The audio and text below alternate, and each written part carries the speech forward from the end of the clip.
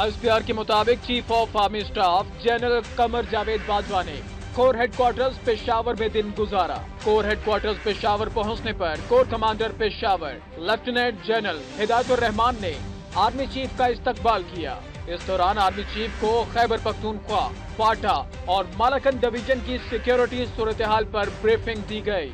General Qamar Javed Bajwa ने इंसदादे दहशतगर्दी operation से होने वाली कामयाबियों को सराहा।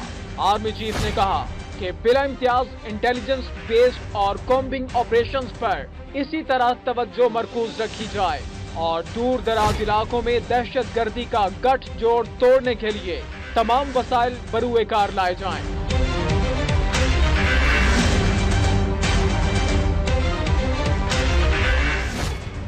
शहरी इलाकों से दहशतगर्दों के सहूलतकारों का खात्मा किया जाए, चाहे जितना भी वक्त दरकार हो।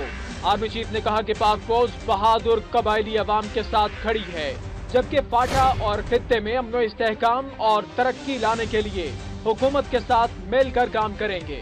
आर्मी चीफ ने बॉर्डर मैनेजमेंट पर होने वाले काम का भी जायजा लिया और पाक अफगान सरहद पर दहशतगर्दों की गैर कानूनी नक्लो हरकत रोकने और चौकियों की तामीर का काम तेज करने की हिदायत की।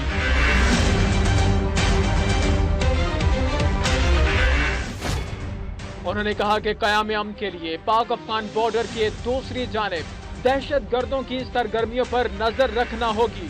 पाक अफगान सरहद पर दहशतगर्दों की नक्लो हरकत रोकने के लिए बॉर्डर मैनेजमेंट जरूरी है।